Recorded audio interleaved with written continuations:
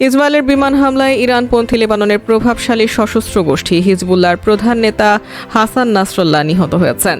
গত শুক্রবার নিউ ইয়র্কে জাতিসংঘের সাধারণ পরিষদের ভাষণে হিজবুল্লাহকে মোকাবেলার ঘোষণা দেন ইসরায়েলের প্রধানমন্ত্রী বেনিয়ামিন নেতানিয়াহু।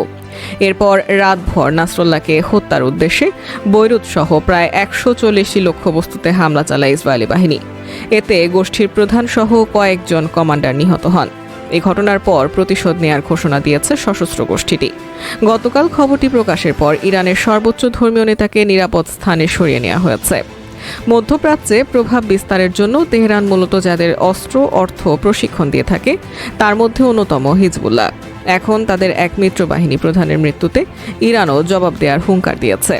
তবে প্রশ্ন হচ্ছে, ইরান কি সত্যি প্রতিশোধ নেবে নাকি সংযম দেখাবে? মার্কিন সংবাদ মাধ্যম সিএনএনের বিশ্লেষণে বলা হয়েছে, গত সোমবার থেকে লেবাননে ব্যাপক মাত্রায় শুরু হওয়া ইসরায়েলি হামলার পর এখন পরিস্থিতি পর্যালোচনা করছে ইরান। স্বাভাবিকভাবে প্রশ্ন উঠেছে, এখন কিভাবে জবাব দেবে তেহরান? এর আগে বুধবার ইরানের সর্বোচ্চ নেতা আয়াতুল্লাহ আলী খামেনি বলেন, হিজবুল্লাহর নেতাদের মৃত্যু নিঃসন্দেহে বড় ক্ষতি, তবে গোষ্ঠীটি এখনও নিজেদের রক্ষা করার সক্ষমতা রাখে। এরপর শুক্রবারের হামলার পর লেবাননের ইরানি দূতাবাস জানায়, কোনো সন্দেহ নেই যে এটি নিন্দনীয় অপরাধ। এটি খেলার নিয়ম বদলে দেবে এবং অপরাধীরা অবশ্যই শাস্তি পাবে।